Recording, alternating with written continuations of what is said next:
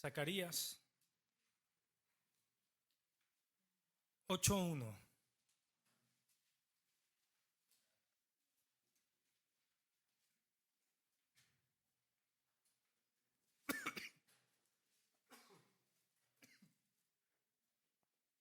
Zacarías 8:1.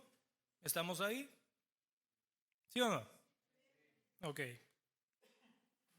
Dice: vino a mí palabra de Jehová de los ejércitos diciendo: así ha dicho Jehová de los ejércitos, celé a Sión con gran celo y con gran ira la celé.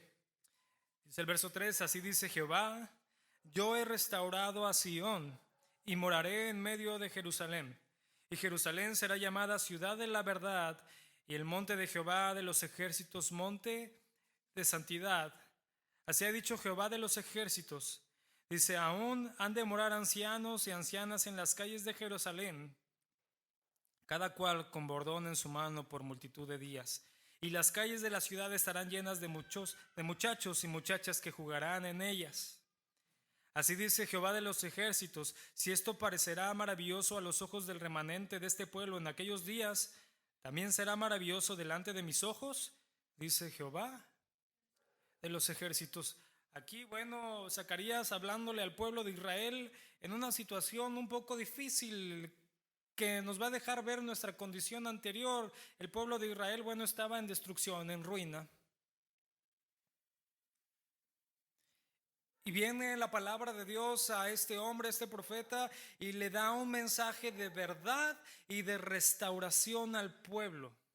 Un mensaje que hoy se cumple plenamente en el sentido de que Cristo ya vino y ya nos ha dado la verdad y la vida. Ha restaurado nuestras vidas. Y dice lo primero, veamos, vamos a estudiar un poco este texto. Dice el primer verso que leímos, dice: vino a mí palabra de Jehová de los ejércitos diciendo: así ha dicho Jehová, celé a Sión con gran celo y con gran ira la celé. Y vemos aquí algo importante. Vemos aquí el celo de ¿quién? De Dios. El celo de Dios por Jerusalén. Conservar a un Dios celoso solo tiene cabida en el pensamiento de la santidad de Dios. Es decir, vemos en el Antiguo Testamento la relación que guardaba Jehová con su pueblo siempre fue representada en una relación entre esposos. Y está hablando aquí, vamos a entenderlo, de un celo santo de parte de Dios. Era un celo que anhelaba exclusividad y pureza de su pueblo. ¿Sí? Vemos desde que Dios les da la ley, los mandamientos, les habla algo muy claro, ¿no? Que no vayan y se postren y adoren a otros dioses, que no hagan imágenes y se arrodillen, sino que sean un pueblo exclusivo, puro, apartado ¿para quién? Para Dios. Y vemos desde esta perspectiva el celo de parte de Dios, también de cuidar a ese pueblo. De no claro, vemos aquí una condición terrible que estaba pasando el pueblo, pero no los había dejado. ¿Cuántas veces vemos en la Biblia, en el Antiguo Testamento, que el pueblo de Dios se desviaba una y otra y otra y otra vez? Pero ¿cuántas de esas veces vimos que Dios los abandonó hasta la plena y total destrucción? Nunca.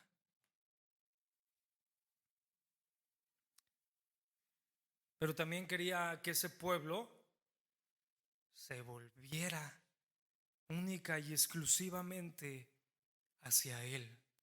Hablar del celo de Dios, entonces vamos a entenderlo así, es un celo santo que anhela exclusividad y pureza. Jerusalén ocupaba un lugar prominente, era un símbolo de la presencia de Dios, morada del rey, pero había perdido su lugar en este momento. Era una ciudad deshonrada, mancillada, destruida, sin valor alguno. Solo una restauración completa lograría sustituirla nuevamente en el lugar de honor que Dios le había concedido, que Dios le había dado. ¿Cómo estaba nuestra vida anterior? deshonrada, mancillada, destruida, sin valor alguno. ¿Qué necesitábamos, hermano? Una restauración completa, total.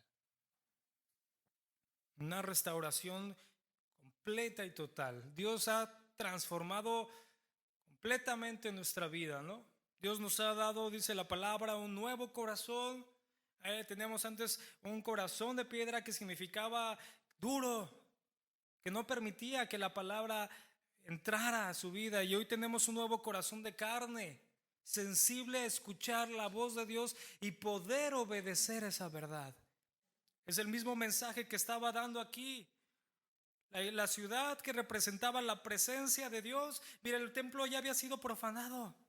Los utensilios del templo para adoración de Dios, un rey los había tomado y los había hecho pues para sus deleites. Ahí en una fiesta había agarrado las copas y todos los utensilios y pues vamos a deshonrar a Dios.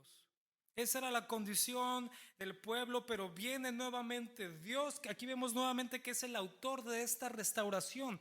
No es el pueblo. El pueblo por sus desobediencias había llegado a esta situación. Es lo mismo que en la salvación que hoy tenemos, hermano. ¿Quién fue el autor y consumador? Dios. Si hoy le amamos, ¿es por qué? Porque Él primeramente nos amó. Bien claro, ¿no? Juan 3:16, porque de tal manera amó Dios al mundo, que envió a su Hijo para que todo aquel que en Él crea no se pierda, mas tenga vida eterna. ¿Cómo estaba la ciudad entonces, hermano?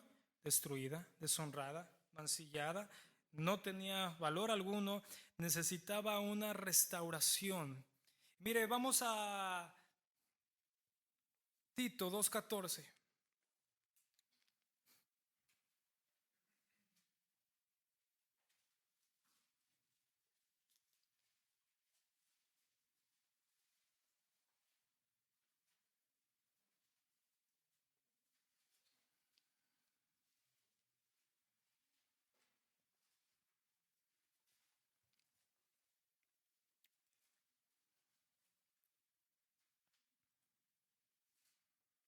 Tito 2:14 dice: quien se dio a sí mismo por nosotros para redimirnos de toda iniquidad y purificar para sí un pueblo propio, celoso de buenas obras.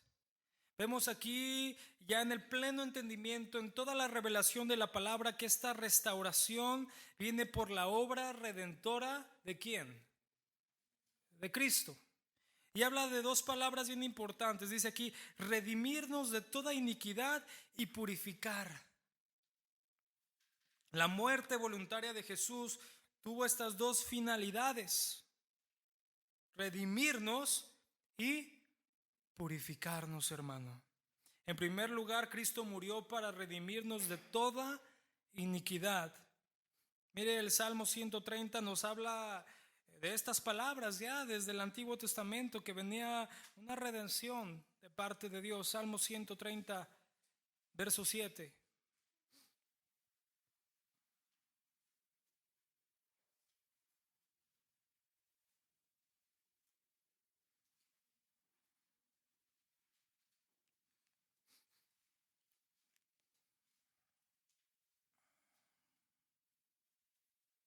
Salmo 137 dice: espera Israel a Jehová, porque en Jehová hay misericordia y abundante redención con él. Él redimirá a Israel de todos sus pecados. Esta palabra redimir, ¿sabe cuál es su significado más amplio? Rescatar. Literalmente significa liberar de la cárcel o de la esclavitud por medio del pago de un rescate. ¿Sí? Significa liberarnos de la cárcel o de la esclavitud por medio del pago de un rescate. Mire, el apóstol Pedro lo habla muy claramente. ¿Cuál fue ese pago? Primera de Pedro 1:18.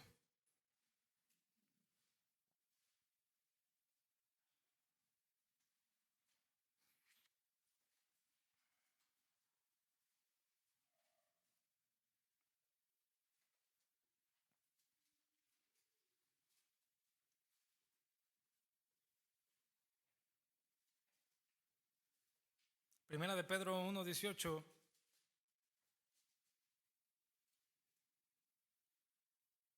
Dice, sabiendo que fuisteis rescatados de vuestra vana manera de vivir, la cual recibisteis de vuestros padres, no con cosas corruptibles como oro y plata, sino con la sangre preciosa de Cristo, como de un cordero sin mancha y sin contaminación. Vemos, mire, este mensaje que estamos hablando aquí en Zacarías tenía gran parte en ese momento que Dios estaba hablando al pueblo, tiene gran parte en este momento que ya tenemos la redención, la salvación de parte de nuestro Señor Jesucristo, y tiene también fines escatológicos, porque cuando verdaderamente la ciudad de Dios, el pueblo de Dios será llamado una ciudad completa y totalmente de verdad y de santidad, cuando Cristo venga.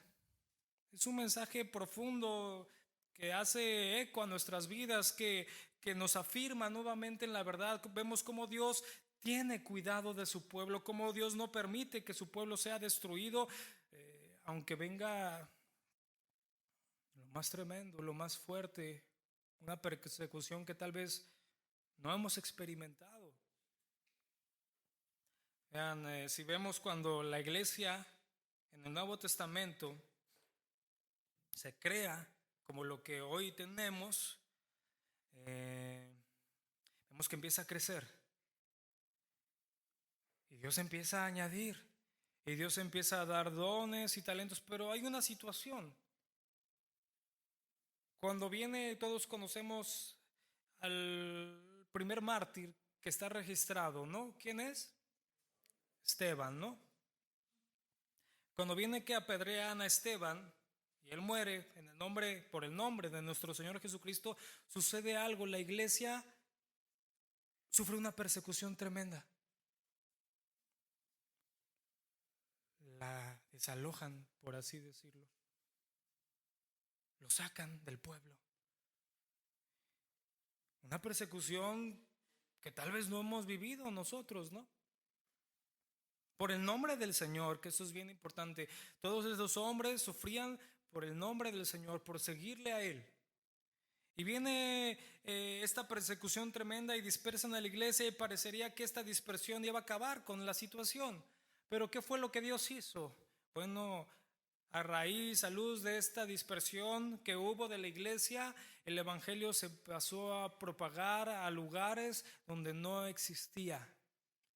Porque estos hombres y mujeres que tenían el mensaje de Dios, la palabra de Dios en su corazón, que tenían la vida que Dios les había dado por medio de su espíritu, era algo verdadero, era algo real. Algo que estaba por encima de las circunstancias terrenales que estaban viviendo. Entonces esto, más que acallarlos, los levantó. Y por eso hoy seguimos aquí. También ha habido otras persecuciones y otras situaciones a lo largo de la historia. Y la iglesia de Dios permanece. ¿Por qué? Porque Dios cuida de esa iglesia. Como lo vemos aquí, que Dios cuidaba a este pueblo, aunque este pueblo había sido infiel. Pero Dios quería llevarlos hacia nuevamente la verdad. ¿Por qué? Porque las bendiciones de Dios iban a venir, pero este pueblo, esta ciudad, estos hombres debían de volverse nuevamente a la verdad y apartarse para Dios, única y exclusivamente. Vemos aquí entonces, ya en un contexto más amplio, en toda la revelación que tenemos, nuestra redención viene de parte de Cristo. Hemos sido redimidos, hemos sido rescatados de esclavitud. Y fue con un pago, el pago de un rescate, y este que fue la sangre de nuestro Señor Jesucristo. Aquello que nos esclavizaba, perdón, y de lo que hemos sido rescatados por la redención de Cristo, es algo muy amplio. La Biblia nos enseña diferentes aportaciones de esta redención. Mire, según la cita de Pedro que acabamos de leer, fuimos rescatados de nuestra vana manera de vivir. Según Gálatas, usted lo puede apuntar y buscar en su casa, Gálatas 3:13 dice que fuimos redimidos, rescatados de la maldición de la ley. ¿Por qué? Porque si bien la ley en un principio nos enseñó cómo debíamos de vivir, se convirtió en nuestra acusadora y nos llevó a maldición. Y Dios nos rescató por medio del sacrificio de Cristo de esto. Según Colosenses, usted lo puede ver en el 1:13, fuimos rescatados del dominio de las tinieblas. Según Gálatas 1:4, el presente siglo malo. Dios nos ha rescatado del dominio de las tinieblas, del presente siglo malo, de nuestra vana manera de vivir y de la maldición de la ley.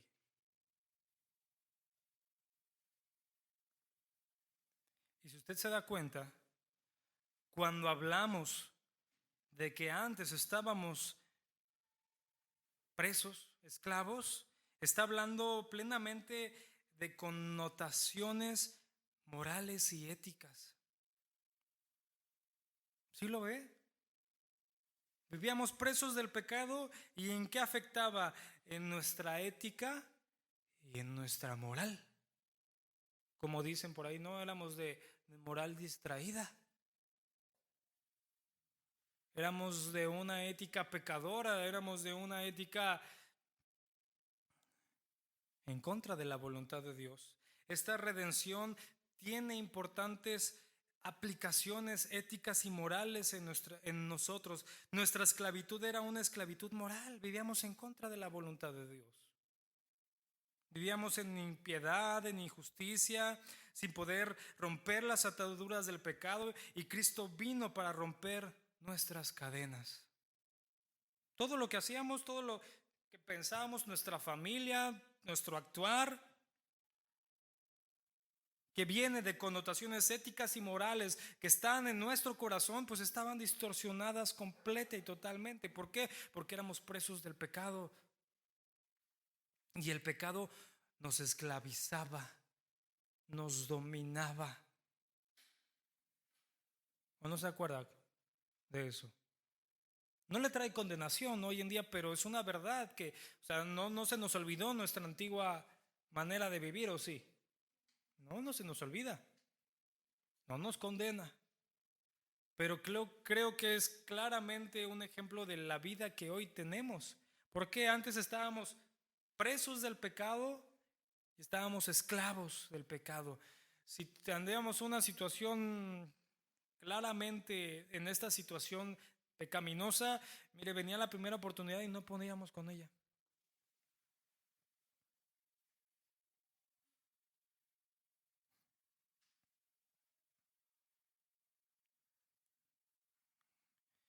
El mundo habla de una supuesta libertad que más bien es un libertinaje que vive. Yo me acuerdo mucho, pues, cómo viven los jóvenes fuera de la voluntad de Dios, y cómo a veces agobian a los jóvenes que son cristianos, por ejemplo, los fines de semana, ¿no? Que viene el fin de semana y ¿qué vamos a hacer? Pero yo me daba cuenta de algo. Yo conocía a algunos jóvenes que su actuar era muy extraño. Que una vez estaba en casa de uno de ellos, y todos, la mayoría nos íbamos a quedar ahí en su casa, era viernes, pues a comer algo, ver una película o algo así, pero él estaba impaciente. Y se enojaba y se paraba y corría y iba para un lado, para el otro, y el teléfono, y le marcaba a uno y le marcaba a otro y decía, ¿qué tienes para hoy? ¿Y qué vamos a hacer hoy? Yo no me quiero quedar en mi casa. Estaba preso. Yo lo veía y decía, ¿no se da cuenta? O sea, para él era algo irracional quedarse viernes 9 de la noche en su casa. Sentía que estaba desperdiciando su vida. Y llegaba el momento de, no, pues a ver, voy a salirme, voy a buscar y voy a ir. Estaba preso de eso, no podía estar tranquilo. No podía estar tranquilo. O el clásico joven o jovencita que no puede estar solo un tiempo con Dios. Siempre tiene que tener un novio, una novia, una pareja, alguien ahí. Y los vemos, ¿no? Termina con un novio y a la hora ya tiene otro. Eso es libertad.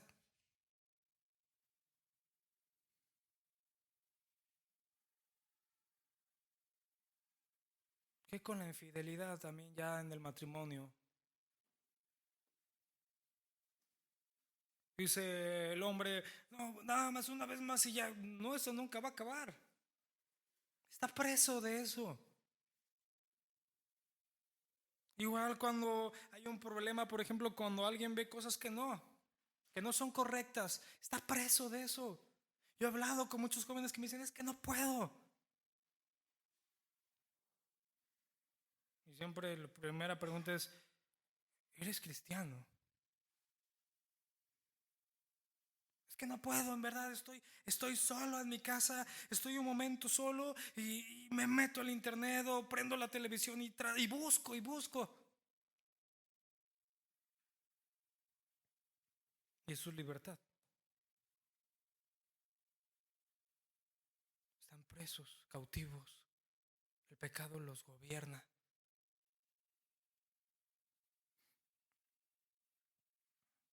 Fuimos rescatados, hermano. Cristo nos liberó. No solamente de la culpa y la condena de nuestras transgresiones, no solo de la muerte y del infierno, sino también del dominio del pecado en nosotros, en nuestra vida diaria. Es algo bien importante entender. No solo de la culpa, la condenación, la muerte, el infierno, sino también del dominio del pecado en nosotros, en nuestras vidas.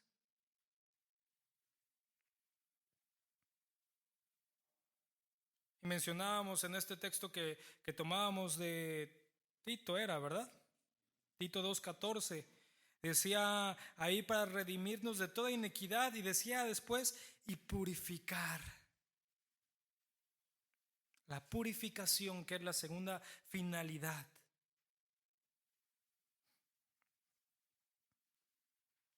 Esto habla de nuestro crecimiento, hermano, en santidad. Cuanto más se rompen las cadenas de nuestra esclavitud, somos más libres y estaremos más dispuestos para vivir vidas puras. Mire, no basta con sacar de la cárcel al que estaba esclavizado del pecado. También es necesario limpiarle. Pues ¿cómo veníamos? Todos manchados con toda clase de transgresiones. Estábamos todos sucios, ¿no? Entonces no basta con sacarlo. Imaginen, y eso es lo que pasa. ¿Por qué aquí en este país no hay una reintegración social de muchos hombres que cayeron en la cárcel? Porque lo sacan de ahí a ver cómo te va.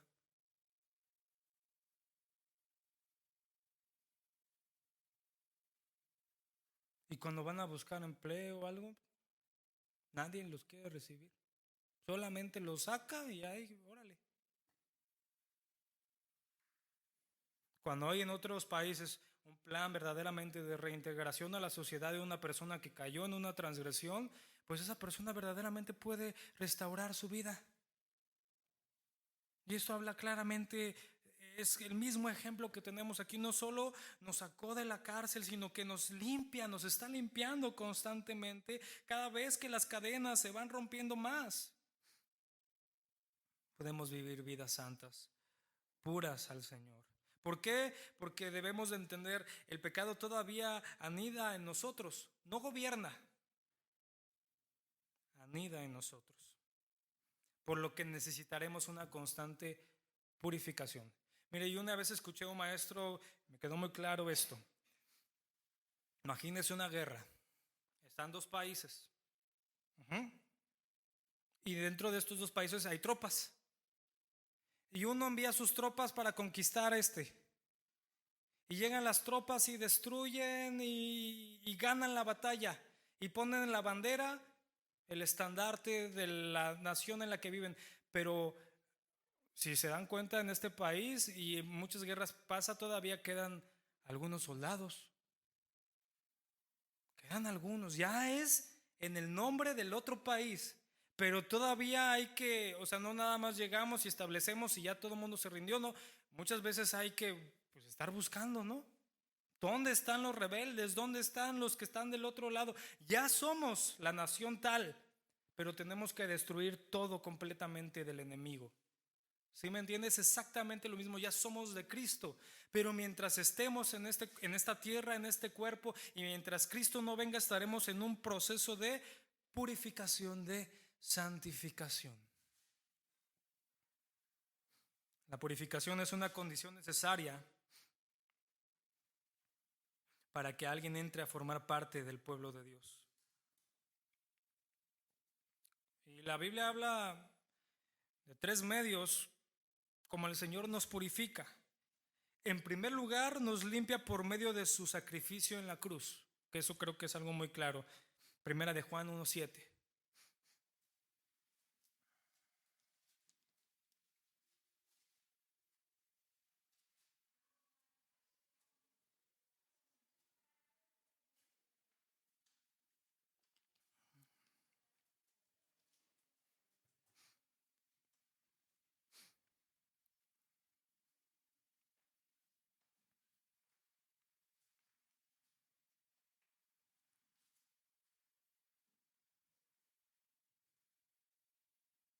Primera de Juan 1:7.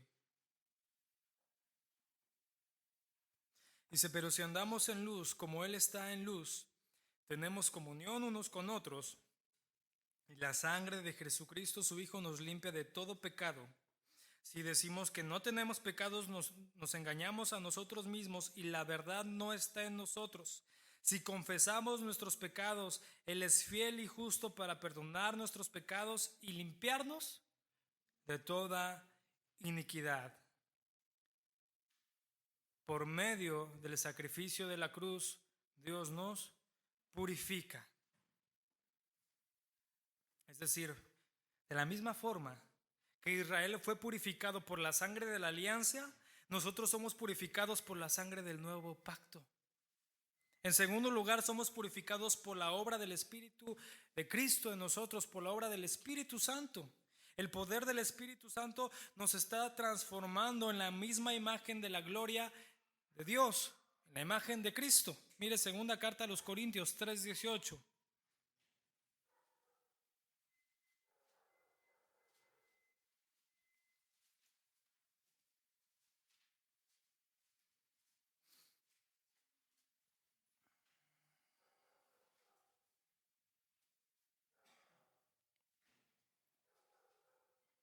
Segunda carta a los Corintios 3:18.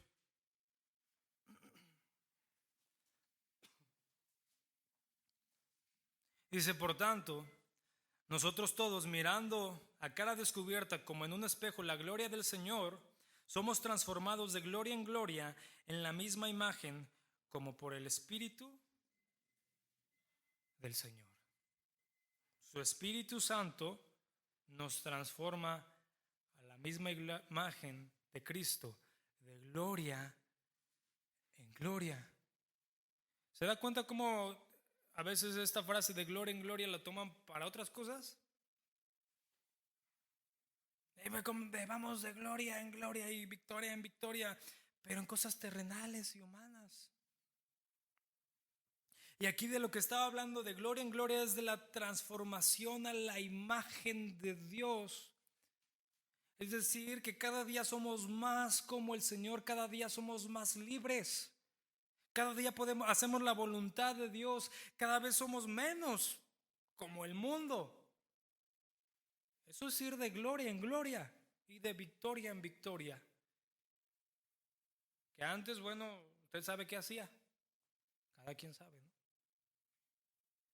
Pero ahorita ya no es eso. Y viene la palabra de Dios, que ese es el siguiente punto de la purificación. Viene su Espíritu Santo y viene la obra en la cruz de Cristo y nos limpia continuamente hasta que el Señor venga por nosotros. Entonces vamos al tercer punto de esto. En la práctica de nuestra vida diaria, el Señor nos purifica por medio de su palabra, por medio de circunstancias que pone en nuestro camino, de pruebas y de aflicciones, por medio de su palabra, hermano.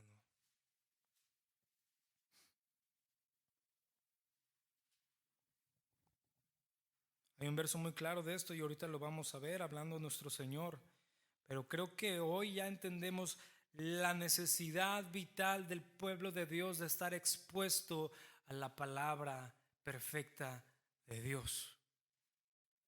Si ya lo reconocemos o todavía pensamos que es algo religioso. No, religioso es estar sin la palabra de Dios y creer que con mis acciones estoy agradando y actuando conforme a la voluntad del Señor. Eso es ser religioso en el sentido como nosotros lo entendemos.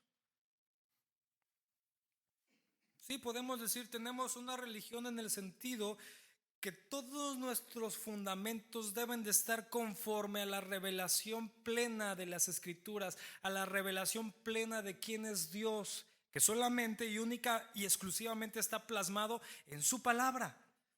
No está en mis sueños y en mis revelaciones, está plasmado en la palabra perfecta de Dios, y todo el consejo, como ya hemos hablado anteriormente, ya fue dado. Ya no hay nuevas verdades, ya no hay nuevas revelaciones. Nos tenemos que conformar a esta verdad, y esta verdad también nos va a purificar, nos va a santificar. Si no entendemos ese principio, seguiremos pensando, ¿por qué tomamos tanto tiempo en estudiar la palabra? No, deberíamos decir, ¿por qué no hay más tiempos para estudiar la palabra?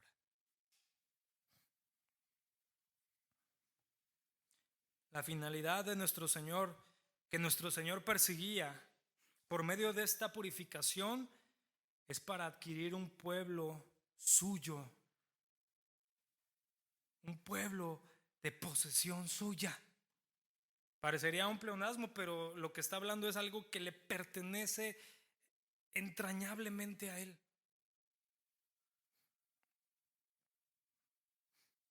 ¿Y qué clase de pueblo quiere Dios? Un pueblo, dice la Escritura, celoso de buenas obras. Antes entonces de nuestra redención éramos esclavos del mal, sufríamos una terrible propensión hacia el pecado.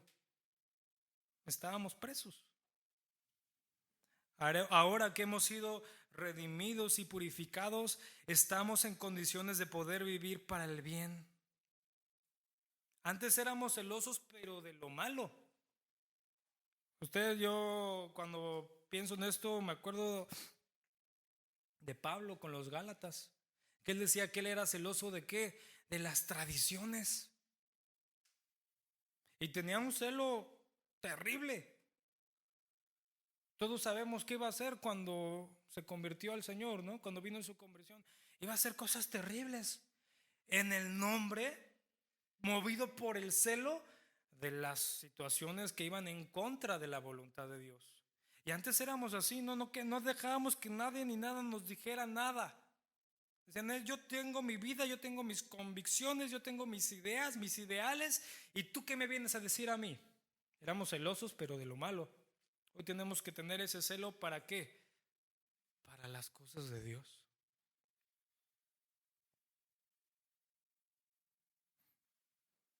Efesios 2:10.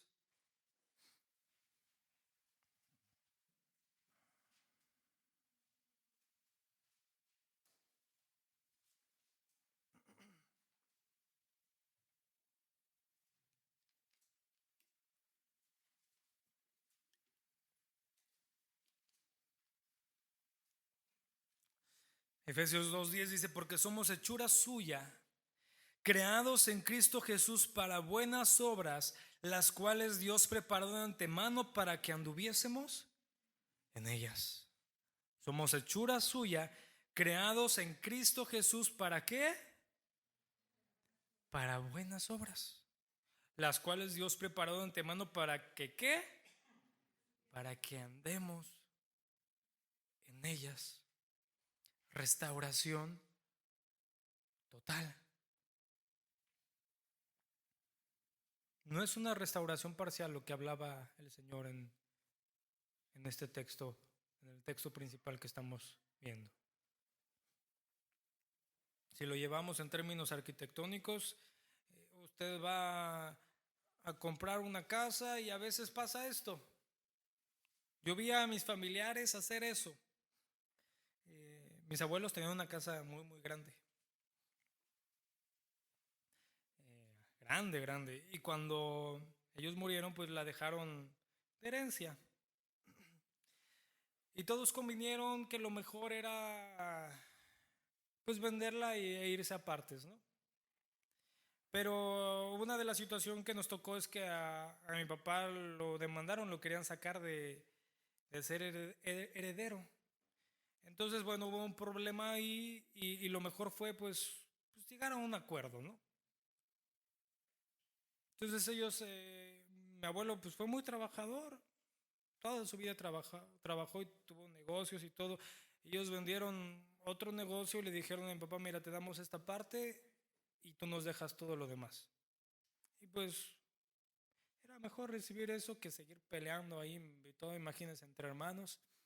Y recibió esa parte y ya nos deslindamos de todo eso, bueno, mi papá. Pero yo me acuerdo que la casa de mis abuelos la habían dejado de caer mucho. Ya se veía vieja, ya se veía pues las paredes, algo así como allá atrás, aquí mira, hubo una restauración parcial de la pared. No fue total. Se veía en terribles condiciones. Y cuando fueron los que saben, pues a evaluar la situación, dijeron, necesita una restauración pues muy importante. Si no total, sí necesitaba una restauración importante. Entonces, ¿qué cree que hicieron? Pues ahí medio la acomodaron, le pintaron. Y yo cuando después pasé la vida dije, oh, sí le hicieron caso. Se veía muy bien. Pero al pasar de unos 2 años, volví a pasar. Cuando luego que andaba por allá me gustaba pasar porque pues yo vivía un tiempo por ahí también. Como nostalgia, ¿no? Te da. Y cuando pasé y vi la casa dije, ahora está peor. Yo creo los nuevos dueños, perdón, se empezaron a dar cuenta de que tal vez se metía el agua por acá y empezaron a revisar y pues no hicieron ninguna restauración. Nada más ahí le acomodaron y le adornaron. Se vio bien como por 2, 3 años, pero después regresó a su verdadera condición porque no fue restaurada. ¿Cuántos cristianos no hay así? O cristianos entre unas comillas gigantescas, ¿no? Paréntesis, comilla y todo lo que haya, ¿no? Que su vida no fue restaurada. Pero aquí va más allá. No nada más es una restauración parcial. Hay casas que uno la compra y dice, no se ve tan mal. Y llegan los que saben, los arquitectos, todos estos hombres y dicen, no, esta casa se tiene que demoler y volver a construir. Oye, pero no, ¿cómo crees? ¿Cuánto me va a costar? No, pues nada más tienes el terreno. No, y no le puedes hacer aquí, acá un arreglito. No, porque si no va a pasar lo que pasó en la casa que yo vi. Le vamos a medio arreglar, pero al rato se va a caer y el problema es que se va a caer ya viviendo tú allá adentro. Una restauración total. Y entonces ahora sí somos hechura suya, creados en Cristo Jesús para buenas obras, las cuales Dios preparó de antemano para que anduviésemos en ellas. Y aquí nos lleva a algo, si hemos sido restaurados, pues ya no debemos de perseverar en el pecado. ¿Por qué dominar nuestras pasiones carnales y vivir con prudencia, sobriedad y dominio propio en este mundo?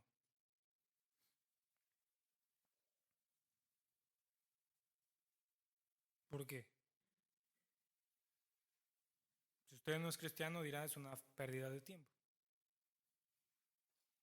Pero si somos hijos de Dios, bueno, sabemos que nuestro Señor volverá trayendo consigo qué galardón. Volverá toda su gloria. ¿Cómo nos encontrará?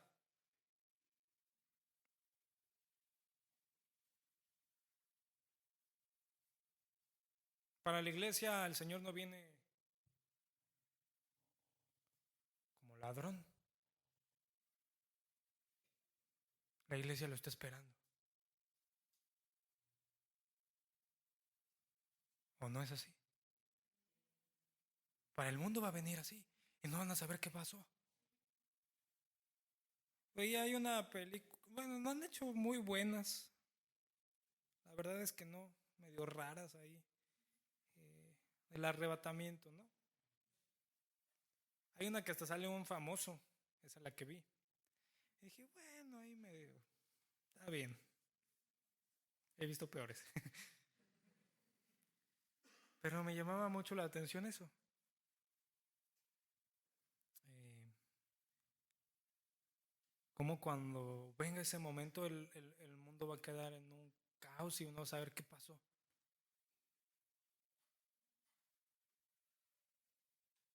El mundo sin Dios. Pero la iglesia, ¿cómo está hoy? Esperándole. Señor, ven pronto. Ven pronto por tu iglesia. Aquí estamos, no sabemos en qué momento, pero estamos preparados. Es como decir, tenemos ya todo listo, tenemos las maletas hechas y estamos aquí trabajando y esforzándonos para que tú llegues y nos encuentres haciendo tu voluntad. ¿Será importante que nuestra vida ya no esté llena de pasiones carnales, viviendo con prudencia, con sobriedad, con dominio propio? Por supuesto. La esperanza de la segunda venida de Cristo debe ser un fuerte revulsivo en nuestra práctica, que nos toca a nosotros, la parte que nos toca a nosotros de la santidad.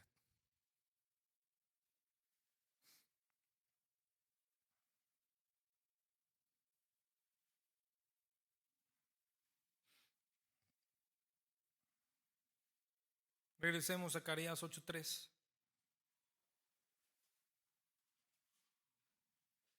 Zacarías 8:3.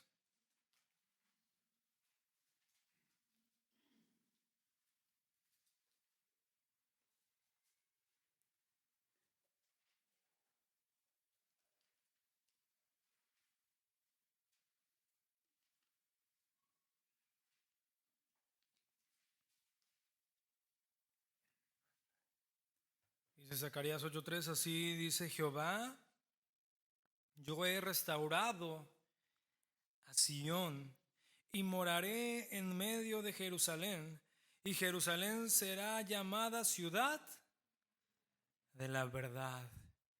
Y el monte de Jehová de los ejércitos, monte de santidad. Miren, la restauración que estaba hablando aquí, lo más valioso es que Jehová habitaría allí, en su trono, y ordenaría nuevamente todo. Vean, dice, yo he restaurado a Sión y moraré en medio de Jerusalén. En la restauración lo más valioso era que Jehová habitaría nuevamente allí en su trono y ordenaría nuevamente todas las cosas. La promesa de que Jehová iba a morar en Sión representaba una garantía de la restauración total del pueblo.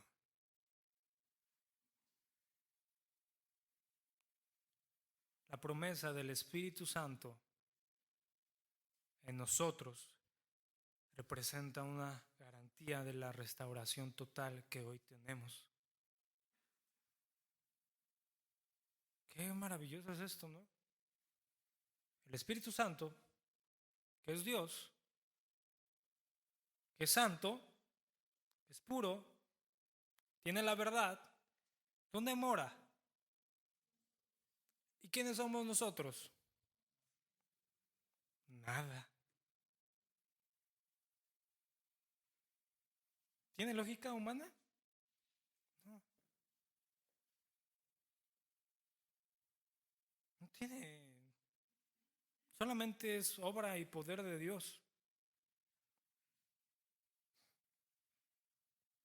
Y si Jehová nuevamente iba a estar en medio de esta ciudad, pues no habría enemigo que la destruyera, ni adversario. Vean, había una situación aquí, el templo estaba a medio construir,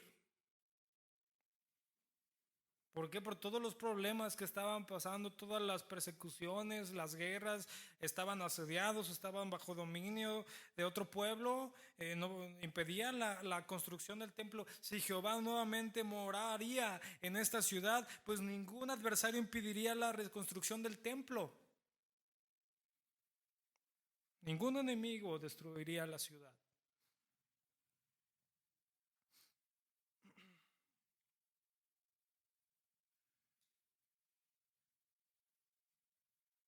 Vean algo importante, la ciudad sería reconstruida física y espiritualmente. Sería una ciudad de verdad, un monte de santidad. Una reconstrucción física y espiritual, lo que iba a traer Dios. Y algo bien importante aquí, que es el otro mundo importante que queremos resaltar, es la verdad. Dice, sería una ciudad de verdad. La verdad, hermano, es una virtud de la que han carecido todos los pueblos desde la antigüedad hasta nuestros días. Las falsedades que a diario observamos constituyen un atentado contra los valores humanos. Esta falta de veracidad nos ha conducido a muchas injusticias que a diario vivimos en el mundo. Es una virtud que, ¿quién la tiene de los hombres naturales? Mire, sabemos nosotros como cristianos, por ejemplo, ahorita estamos pasando por situaciones en nuestro país difíciles y sabemos que hay principios en esto, ¿no? Nosotros debemos de respetar a nuestras autoridades, ¿sí o no? ¿O usted estuvo ahí en los saqueos? Es que se lo merecen. Pero es el otro lado. Esto no nos lleva a no pensar y no tener una postura. ¿Usted cree lo que le dice? ¿Quién lo cree? Creo que nadie, ¿no? Y más en ese tiempo que la información pues está ahí, ¿no? Antes nada más había un canal en el que prácticamente prendíamos y nada más un canal donde nos decían todo y decíamos, no, pues sí, sí es cierto, no lo había considerado así, hoy ya no. Hoy hay una inagotable fuente de información y que nos quita como que la venda de nada más estar aquí encerrados en nuestro país, porque ellos hablan de un problema mundial, transnacional, y vienen las informaciones y vienen todas las situaciones y uno dice, aquí no me concuerda muchas cosas. Hay una falta de verdad. Bueno, esa es mi opinión. Pero creo que podemos decir que en este país ha existido eso. No hay una virtud de la verdad. Porque alguien dice, es que ¿cómo es posible que somos un país petrolero y tengamos estas situaciones? Así nada más por lo que ustedes quieran. Porque hoy estamos viviendo consecuencias de años y años de falta de verdad en nuestro actuar como país. Pero bueno, siempre nos gusta ver así, ¿no? Pero a ver, acá vámonos para acá, para nosotros.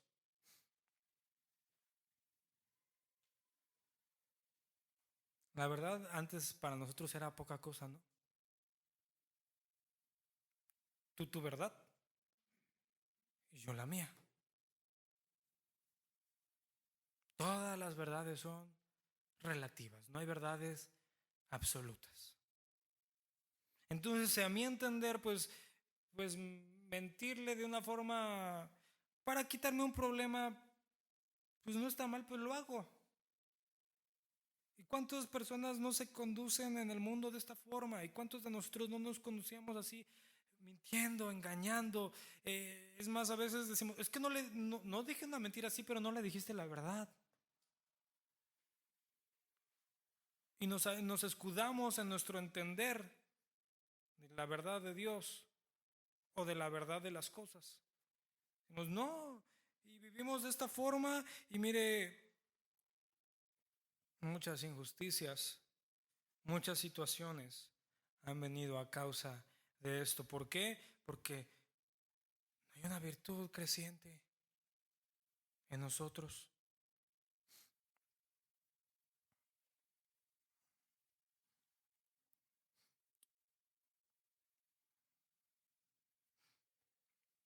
Mira el Salmo 119, 103.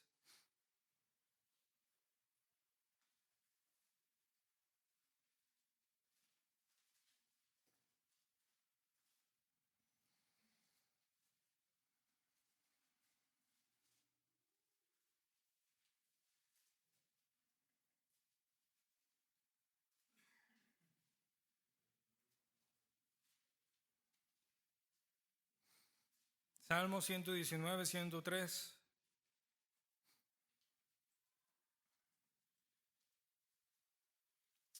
Dice, cuán dulces son a mi paladar tus palabras. Dice, más que la miel a mi boca. ¿Cómo es la verdad hoy de Dios para usted? Sí, hay una parte que es amarga, ¿no? Lo confronta, a todos nos confronta. Pero cuando creemos y nos sometemos a esa verdad, ¿no viene este entendimiento? Veíamos nuestra vida fuera de la voluntad de Dios, fuera del consejo de Dios, y actuábamos nuestros problemas en nuestras ideologías. Y bueno, pues nos iba como nos iba, ¿no? Pero ahora que nos empezamos a someter a la verdad de Dios, que la verdad de Dios resplandece día a día en nuestro ser y nosotros nos conformamos y obedecemos esa verdad y empezamos a tomar los principios que Dios nos ha hablado en esa verdad, ¿no las cosas van mejor o no? Van mejor en el sentido de la nueva realidad que hoy tenemos como hijos de Dios, no en la antigua. Sí, porque en la antigua puedo decir, no, antes me iba mejor, ¿no? No, pero es que no te iba mejor, es que robabas. Sí, así de claro, ¿no? No es que te fuera mejor. Hoy tal vez tienes menos, pero lo que tienes es íntegro. Y tienes la certeza de que no necesitas más, que estás bien, que Dios te ha bendecido, que tienes paz. Pero bueno, aquí vamos a verlo todavía un poquito más profundo. Usted no roba, pero no tiene sabiduría de Dios para gastar. Y usted está aquí cuando llegan los cortes de sus tarjetas y sus cuentas porque no puede ya. Porque si Dios habla de ser buenos administradores, habla principios de administración de su palabra, desde la creación, ¿por qué usted está así si es cristiano? Mire, yo no tengo tarjetas porque no las sé usar. Hace unos años estaba en la universidad, me dieron una. Estaba más joven. Y dije, ay, dinero. No, me fue mal. Mal, mal, mal. Y yo he entendido eso, yo he entendido eso. Yo no sé si ahora ya pueda, pero no me arriesgo. De repente por algunas situaciones dicen es bueno tener un crédito para pensar en otras cosas, ¿no? Pero no. Puedo tener mucho o poco, pero aunque tenga poco o mucho, estoy en paz. No ando como yo he visto que muchos andan ahí. Y no sé qué hacer, y ya no sé de dónde sacar, y ya no me alcanza, ya. Pero oye, ¿Dios no tiene palabras con respecto a eso? Pero todo va más allá, no va más porque el mundo te dice que necesitas esto, que necesitas aquello, que necesitas ir a este lugar, y te dice cosas que necesitas que verdaderamente ni necesitas. Es que vamos a ser más felices, sí, claro. ¿Quién con posesiones terrenales verdaderamente es feliz? No. Y más cuando lo compras así, te compras tu pantalla de 85 pulgadas y qué impresionante, y ya después ya no sabes ni qué hacer con ella. Ni la ves, ni la puedes pagar. Te están llame y llame. Domingo, ellos son los que te despiertan para venir a la iglesia. O no marcan hasta los domingos. ¿Pusiste alarma? No, me van a marcar al rato a las 7 de la mañana.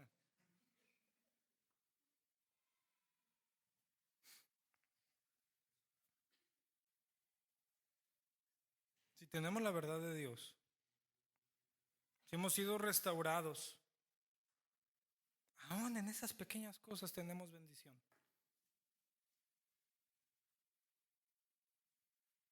Y mire, se lo invito. El estar en paz con eso, híjole. O sea, no, yo le puedo decir, yo no debo nada. Y sí, no estoy diciendo que no podemos comprar cosas, pero hay que ser sabios. ¿Cuál es el problema de eso? El principal problema de esto es ten lo que no tienes para tener ahorita y verlo pagando después. Yo lo que hago es todo lo contrario, quiero algo y guardo para tenerlo si es que verdaderamente Dios me lo permite.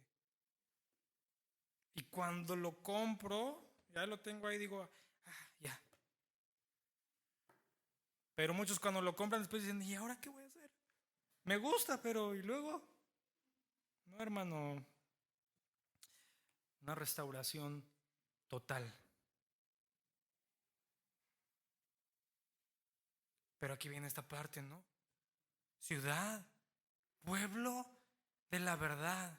Y también habla, dice, monte de la santidad. Santidad es otra de las características que tendría esta ciudad. La santidad que Dios pide es más para apartarse del pecado, de eso está hablando. Una idea, mire, lo que está diciendo aquí es una exigencia de exclusividad. Dios no quiere compartir a su pueblo con nadie. La santidad es una entrega total al Dios Santo. Por eso le decía, ¿no? Cuando habla del celo de parte de Dios y que apunta a esto, y veíamos que como la relación con el pueblo de Israel con Dios era como la de un matrimonio, no cuando estamos casados, digo, no es los celos incorrectos que existen, pero no hay una exclusividad cuando nos casamos. No le dice a su esposo o a su esposa, me entrego a ti en todo mi ser y única y exclusivamente. Ahora imagínense a Dios.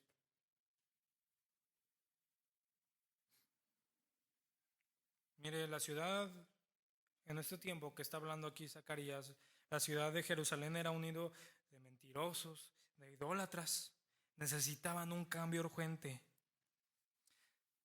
Si iba a ser nuevamente la ciudad de Dios, debía de ser una ciudad de verdad y un monte exclusivo a Jehová, un monte de santidad, porque Dios es un Dios celoso. En un celo santo estamos hablando aquí, ¿no?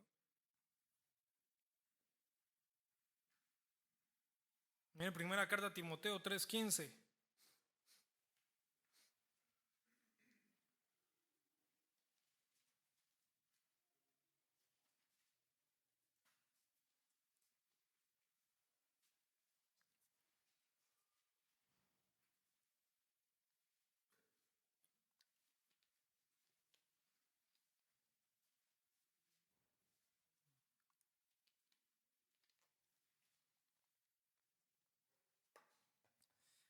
Es de primera carta a Timoteo 3:15, para que citado sepas cómo debes conducirte en la casa de Dios, que es la iglesia de Dios viviente, columna y baluarte de la verdad. Que es la iglesia del Dios viviente, columna y baluarte de la verdad. Y aquí vamos a entender esto. Si tomamos esta porción de la Escritura para una enseñanza a nuestro tiempo, pues bueno, nosotros somos hoy el pueblo de Dios, ¿o no? Y después, si lo vamos haciendo más local, somos la iglesia de Dios. Y nos vamos más chiquitos, somos aquí la iglesia local, que es parte de la iglesia de Dios, que también tiene que tener estas mismas condiciones. Debemos de ser columna y baluarte de la verdad nosotros aquí. Debemos de entenderlo desde esta perspectiva, porque si lo vemos desde la iglesia universal, pues decimos, pues a ellos les toca ser columna y baluarte, ¿no? No. A nosotros nos toca cumplir esto. O sea, debemos de ser columna y baluarte de la verdad. Mire, primera carta a los Corintios 3:9, que ya hemos estudiado, creo, esta parte.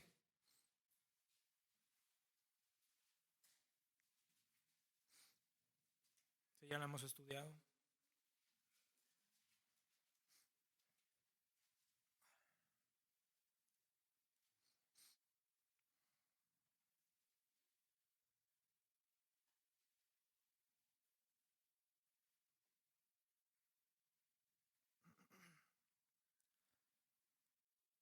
Dice, porque nosotros somos colaboradores de Dios y vosotros sois labranza de Dios, edificio de Dios. Conforme a la gracia que Dios me ha sido dada, yo como perito arquitecto puse el fundamento y otro edifica encima, pero cada uno mire cómo sobreedifica, porque nadie puede poner otro fundamento que el que está puesto, el cual es Cristo, que es la verdad. Somos columna y baluarte de la verdad. No podemos poner un nuevo fundamento, pero hay algo bien importante, debemos de conocerlo. Muchas de las cosas que hoy se hacen en la iglesia, que van en contra de la voluntad de Dios, algunas son pues premeditadas, es una verdad, ¿no? Pero muchos otros son por ignorancia. Por eso le decía aquí en el texto que leímos, para que si tardo lo estaba instruyendo el apóstol Pablo a Timoteo, en que en las verdades de Dios dice, sepas cómo debes conducirte en la casa de Dios. ¿Hay una forma o no? Hasta por ejemplo en este tiempo, o que hacemos cada quien lo que quiere. Hay una forma, hay un orden, hay una planeación, hay una administración. ¿O no es así? Dice que esta casa, dice, es la iglesia de Dios viviente, columna y baluarte de la verdad. Dice, nosotros, aquí en Corintios dice, yo como perito arquitecto puse el fundamento de ¿qué? De la palabra de Dios. Y otro sobreedifica encima de ¿qué? De esa verdad que ya está puesta. Cada uno mire cómo sobreedifica, pero nadie puede poner otro fundamento que el que está puesto, el cual es Jesucristo. Es exactamente el mismo mensaje que leíamos en Zacarías, que la iglesia, que el pueblo de Dios iba a ser llamado un pueblo, ciudad de la verdad.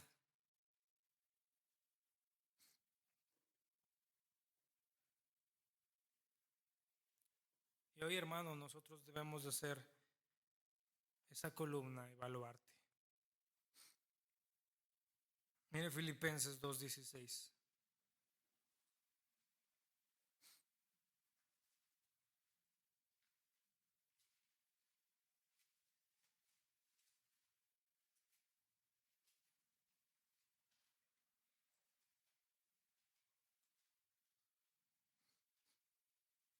Dice, asidos en la palabra de vida, para que en el día de Cristo yo pueda gloriarme de que no he corrido en vano, ni en vano he trabajado. Aquí la parte importante es lo primero que debemos de estar, ¿qué? asidos de la palabra. Debemos de sostener la palabra de Dios, la palabra de vida en alto, para que el mundo pueda verla. Como iglesia, sí, hermano, debemos de sostener en alto la palabra de vida para que el mundo pueda verla. Dios nos encomendó eso, a predicar el evangelio. Pero hablábamos y hemos entendido que predicar el evangelio no es hablar el evangelio, sino hablar y vivir el evangelio. Que nuestra vida dé testimonio de esa verdad que hablamos, que decimos que es la que nos ha liberado y nos ha salvado y nos ha restaurado. Porque si no, pues estamos cumpliendo nada más una parte de ello. Pero es una verdad, hermano, que hoy tenemos que ser eso como iglesia, columna y baluarte de la verdad. No de mi verdad, no de la de cada quien, sino de la verdad que tenemos en la palabra de Dios.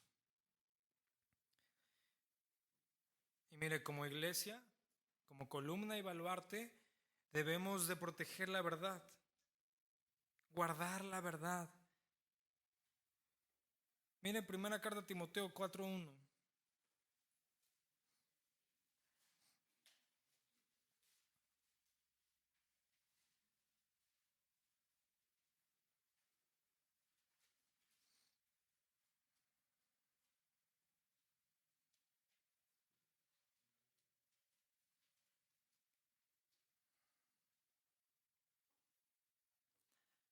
Dice, pero el Espíritu dice claramente que en los postreros tiempos algunos apostatarán de la fe, escuchando a espíritus engañadores y a doctrinas de demonios, por la hipocresía de mentirosos que teniendo cauterizada la conciencia, prohibirán casarse y mandarán abstenerse de alimentos que Dios creó para que con acción de gracias participen de ellos los creyentes y los que han conocido la verdad. Porque todo lo que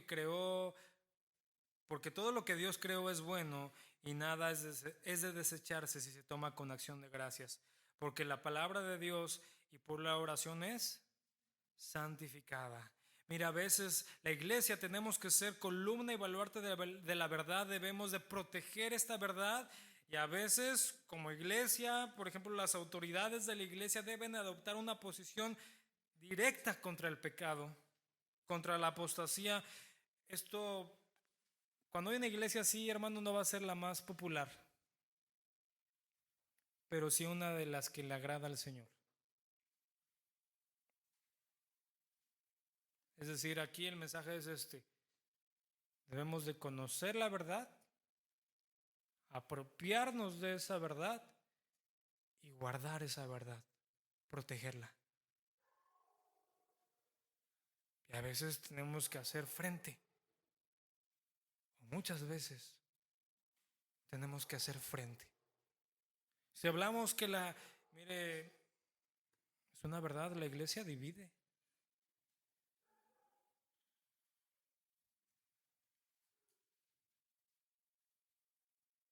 ¿O no? No podemos pensar de otra forma. Pero no divide en un sentido como el hombre lo quiere poner, sino que la verdad de Dios nos aparta, como hemos estudiado ahorita, para Dios. Entonces, si yo estoy apartado para Dios, pues el mundo no tiene nada que ver conmigo. Yo lo que salgo al mundo es para mostrarles esa verdad que me ha apartado para Él. Pero no hay comunión verdadera. No nos engañemos. Si vivimos todo tranquilamente, pues algo está pasando. El mismo Señor lo decía, ¿no? Cuidado cuando todos hablen bien de ustedes. Cada quien tiene sus batallas, ¿no? Los jóvenes, pues bueno, todo lo que yo sé, todo lo que les dicen y todo lo que piensan de ustedes. Si es que verdad viven en la verdad de Dios, porque si no, pues son igual.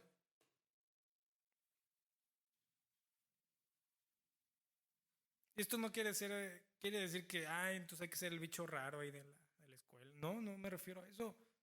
Pero tú no vas a participar de ciertas cosas que ellos participan. En la misma, aquí hay una situación bien difícil, ¿no? En la misma familia. La verdad de Dios nos ha dividido, nos ha apartado. En cuanto a las prácticas que nuestra familia tiene que van en contra de la voluntad de Dios, no en mostrar amor y misericordia, ¿verdad? Son cosas diferentes. Pero a poco cuando si en su familia son los que llegan a una fiesta y pues échate tus tragos, pues bueno, pues para que no se sientan ofendidos, pues ahí voy. Dice Pablo que él se hacía como con los que estaban, ¿no? Son borrachos, pues me hago borracho como ellos, ¿no? Aparta, divide. Y nosotros debemos de guardar esa verdad, custodiarla y protegerla y ponerla bien en alto para que el hombre la vea, para que el hombre que no tiene a Dios la vea.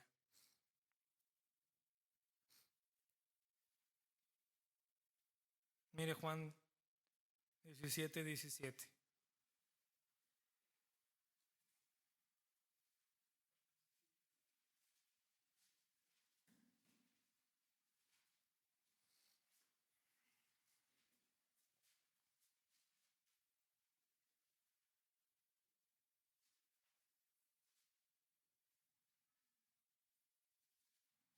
Juan 17:17. Dice, santifícalos en tu verdad. Y para que no haya duda, dice, tu palabra es verdad. Dice, como tú me envías al mundo, así yo los he enviado al mundo. Mire lo que estaba diciendo el Señor es, sepáralos más y más del pecado y de los pecadores, haciéndolos más puros, proporcionándoles una mente más espiritual y haciéndolos más semejantes a ti. Santifícalos, les estaba diciendo, le estaba orando al Padre diciéndole, sepáralos más y más del pecado, haciéndolos más puros, haciéndolos más semejantes a ti. Imagínense el que se dice cristiano y cada vez más y más está cerca, pero de la mentira y del engaño y del pecado. Pues algo está pasando ahí, ¿no? Regresamos. Zacarías 8:4.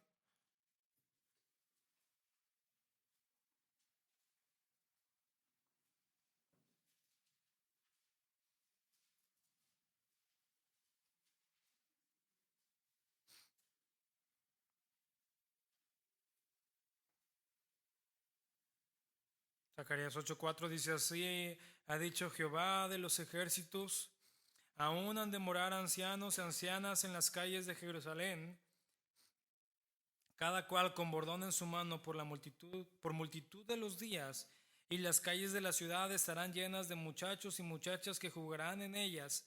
Así dice Jehová de los ejércitos, si esto os parecerá maravilloso a los ojos del remanente de este pueblo en aquellos días, también será maravilloso delante de mis ojos, dice Jehová de los ejércitos. Esta restauración de Jerusalén comenzaría con la presencia de Jehová, y cuando esto sucediera se empezarían a notar todas las bendiciones que él desea impartir. Dice, Jerusalén será llamada ciudad de la verdad y yo moraré. La restauración, bueno, vemos aquí, si Dios verdaderamente moraba en medio de su pueblo, pues todas las bendiciones de Dios iban a venir con él. Y aquí nuevamente habla esto, hermano, una restauración total, una paz que vendría sobre el pueblo, un tiempo de verdadera renovación espiritual en donde los valores morales y espirituales serían restaurados.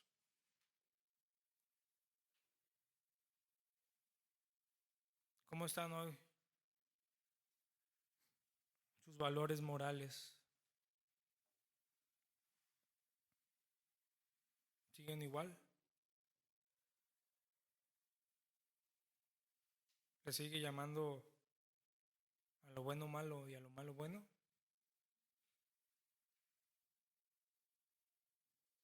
sigue viendo el pecado y dice, bueno, ¿quién no peca?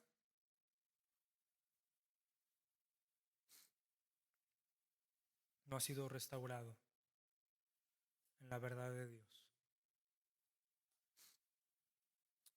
Aquí estos últimos versos nos hablan de las bendiciones que vienen si Dios mora en nosotros. Hogares restituidos, comunidades cambiadas, se hacen realidad cuando está la presencia de Dios. Familias restauradas, jóvenes restaurados, matrimonios, iglesias que son verdaderamente columna y baluarte de la verdad, que pueden llegar a influenciar aún la comunidad que aún vaya en contra de la verdad de Dios. Eso no es algo imposible. No es algo imposible. Si bien no vamos a tener la bendición máxima en todo su esplendor hasta que Cristo venga, podemos tener bendición verdadera en este tiempo.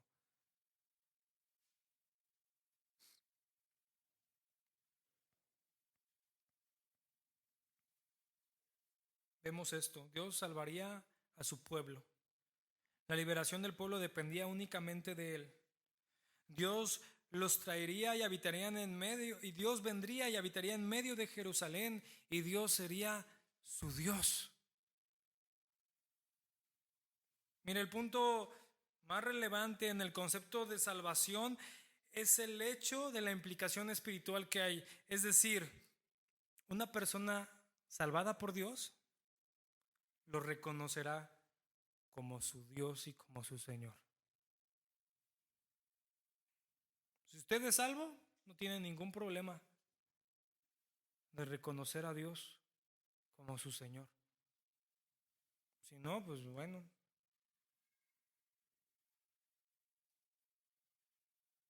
Decía, los traeré y habitaré en medio de Jerusalén. Esto representaba unión con todo el pueblo, la comunión unos con otros, una fiesta en familia, una unidad verdadera. Y dice, también decía que los iba a salvar. Y en este pasaje hablaba de una salvación y de una liberación integral, física y espiritual. Mire, si bien vemos cómo están los tiempos, el mundo, todo lo que vivimos, pero Dios nos puede traer esta bendición también. En el sentido de que nuestra confianza no está puesta en los gobiernos ni en los hombres, sino está puesta en Dios, y que Dios cuida de sus hijos. Y si bien tal vez llegará momentos donde no tengamos que sobreabunde, pero tendremos lo necesario para estar en paz y estar en tranquilidad. Tendremos una familia verdadera que no se vale de una posición social, sino se vale de individuos, el esposo, la esposa, los hijos, que todos buscan y creen en Dios. Y en esa familia Dios es el que gobierna. Y Dios es el que cuida de ellos. Y en este entendimiento sabemos que pase lo que pase, bueno, Dios tiene el control y que todas las cosas obran para bien. Ahí es donde tendremos una verdadera restauración, una verdadera liberación, tanto física como espiritual. Si bien van a venir situaciones de pruebas, de luchas, de tribulaciones, pero hoy vamos a sufrir. Si vamos a sufrir, va a ser porque somos hijos de Dios, y nuestro sufrimiento no va a ser eterno, va a ser momentáneo, pasajero, y un día tendremos gran galardón en los cielos.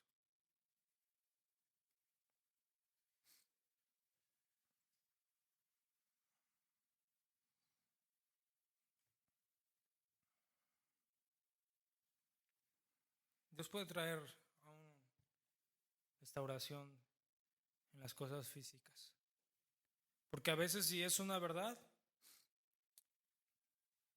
a veces estamos tan agobiados por las necesidades físicas que hay, que pareciera difícil alcanzar a ver la necesidad espiritual. Sí, puede haber personas que no, yo qué quiero, si lo que yo quiero es comer. Me estoy muriendo de hambre. ¿O no es así? Dios puede traer aún esa restauración. Aunque mucho de eso que tenemos es por lo mismo que hemos hablado, falta de sabiduría y falta de atesorar la verdad y vivir la verdad de Dios. Pero Dios puede traer la restauración sin lugar a duda.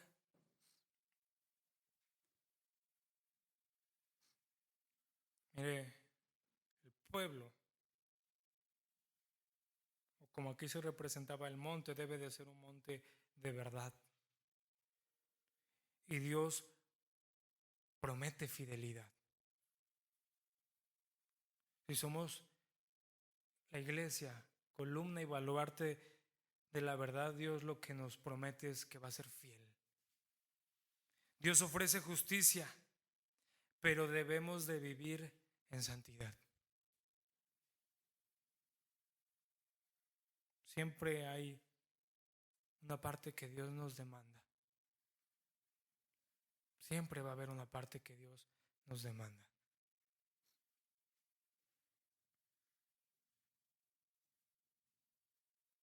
Esta porción de la palabra vino a nosotros y ese es el mensaje aquí de Zacarías. Un mensaje de verdad y de restauración que trasciende los tiempos.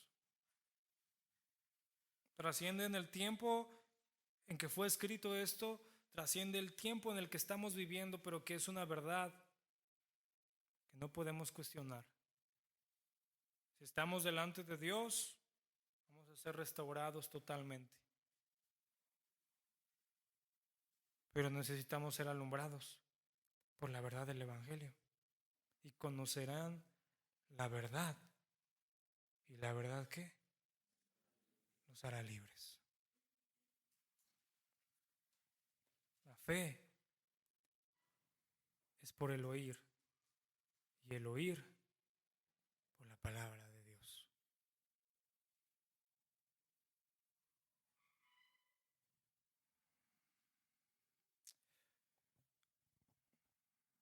Si entendemos este cambio desde esta perspectiva, no ha cambiado nada.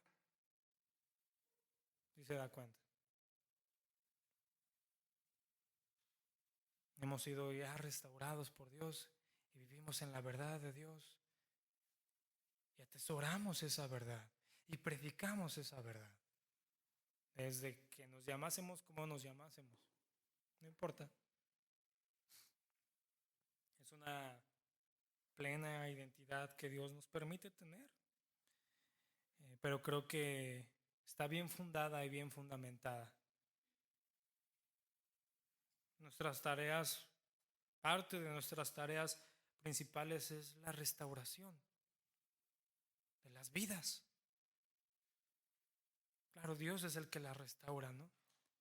Y parte de esta tarea también es hablar, predicar y vivir la verdad de Dios.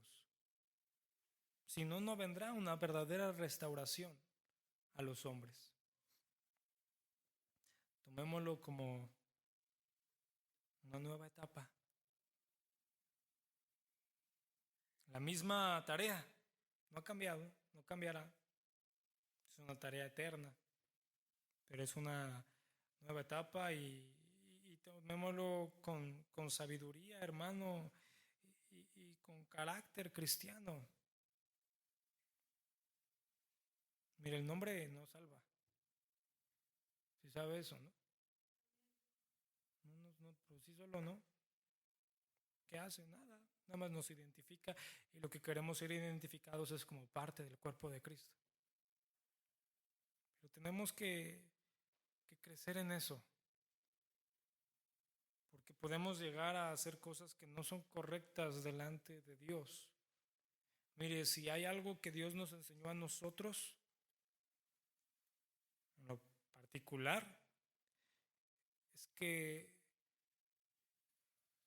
y quiero que lo entienda lo que quiero decirle, no estábamos tan metidos en el ministerio y en la iglesia que nos apartamos de otras iglesias.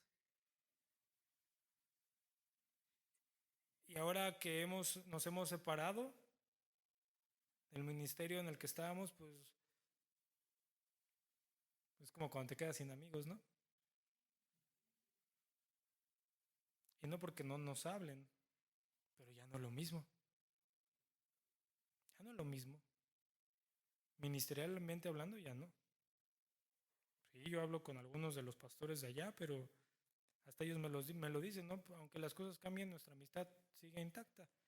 Pero ministerialmente sí cambia. Y yo dije, grave error. Tal vez podríamos empezarnos a vernos sentido como los únicos, aunque dijéramos que no lo éramos.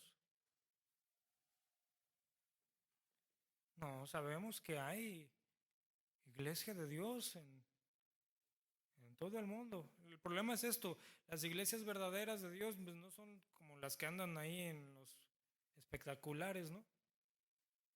Y que todo el mundo las conoce y sabe de ellas. Muchas están tal vez así como nosotros. Pero yo no entendía, ¿no? O sea, la cobertura verdadera es de Dios. Que hablamos mucho de ese término y esa palabra, ¿no?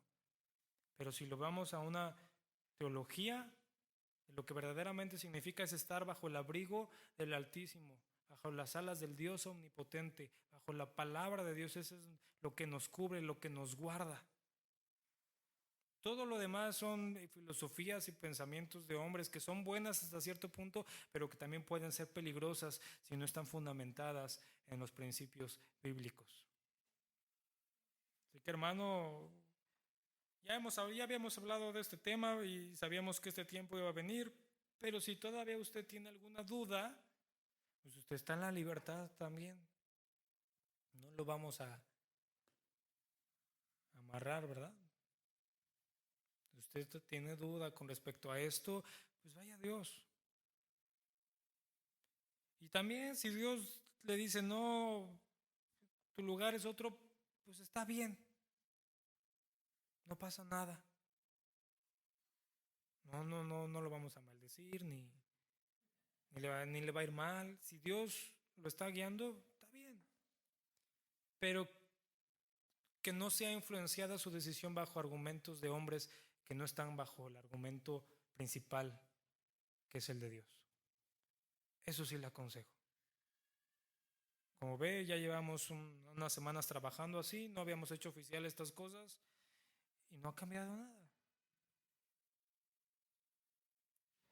Porque lo que nos mueve a la iglesia universal, digo, sabemos que algunos usan ese nombre, ¿no? Pero en el entendimiento correcto, ¿no? La iglesia universal de Cristo, pues es la palabra de Dios. Porque eso es lo que es, somos la iglesia universal y aquí somos la iglesia local, parte de la iglesia universal de Dios. Nos llamemos como nos llamemos, si cumplimos conforme lo que Dios nos ha revelado y si tenemos la salvación que solamente Dios puede dar, pues somos la iglesia de Dios. Entonces, a veces los cambios nos dan nostalgia o nos crean muchas cosas, pero mientras estemos en este mundo así va a ser. Usted véase en el espejo, si ya tiene 30, 40 años, ¿a poco está como cuando tenía 10? O sea, yo sí. Uno dijo estaba más guapo. Como dicen, a las pruebas me remito, ¿no? Son cambios que pasan, no pasa nada. Todo, si lo entendemos desde la perspectiva bíblica, todo está normal. Son tiempos nuevos, tiempos de trabajo. Y esto ya venía así también. O sea, aquí en la iglesia lo hablé desde que inició el año, ¿no? Vienen nuevas actividades. Ahorita vamos a empezar con el IPCO y vienen nuevas, pero también, pues oren a Dios porque no más me corresponde a mí. O sea, yo he estado ahorita qué día, qué actividad y todavía no estoy completamente seguro. Oren ustedes también a Dios, ayúdenme a eso. Pero que vamos a seguir, vamos a seguir. Vamos a darle gracias a Dios. Padre bendito, te damos gracias. por esta nueva identidad que nos permites tener, Señor, y por nuestros hermanos con los que trabajamos conjuntamente. Dejamos de ser tal vez compañeros más estrechos en el ministerio, pero seguimos siendo hermanos en la fe, y los amamos con todo nuestro corazón, Señor, con un corazón humilde, Señor. Gracias te damos por sus vidas, fueron gran bendición y sí, seguirán siendo, Señor, gran bendición, pero tú nos has dado una nueva meta, Señor, que está dentro de la meta principal que tienen todas tus iglesias. Y por eso estamos aquí, Señor, rendidos ante ti, ante tu presencia, Señor, pidiéndote que tú nos ayudes, que tú nos afirmes, tú nos guardes, Señor, tú nos instruyas, Señor. Y verdaderamente lo decimos, aquí estamos dispuestos a hacer tu voluntad, Señor. Háblanos. Háblale, Señor, a cada uno de mis hermanos. Si ellos ya tienen que estar en tu obra, Señor, formando parte productiva, Señor, en tu obra, Señor, que ellos lo tengan bien presente, Señor, bien claro, porque tú les has estado hablando, Señor, y que se levanten. Si hay hermanos que no han podido levantarse por situaciones personales, familiares, Señor, tú dales guía, ayúdalos, Señor, para que ellos lo puedan resolver y puedan también experimentar, Señor, la paz que tú das, Señor, cuando estamos en tu orden, mi Dios. Bendice a cada uno de mis hermanos que están aquí, bendice a sus familias, guárdales, Señor. Y aquí estamos, somos parte de tu iglesia. Tú eres nuestro Dios, tú eres nuestro Salvador, tú eres la cabeza de la iglesia. Y aquí estamos, Señor, como siervos tuyos, como administradores, y queremos ser hallados fieles a ti, fieles a ti. Damos gracias en el nombre de nuestro Señor Jesucristo. Amén. Estamos despedidos. Si tienen alguna duda o comentario o cualquier cosa, pues aquí estamos para ustedes.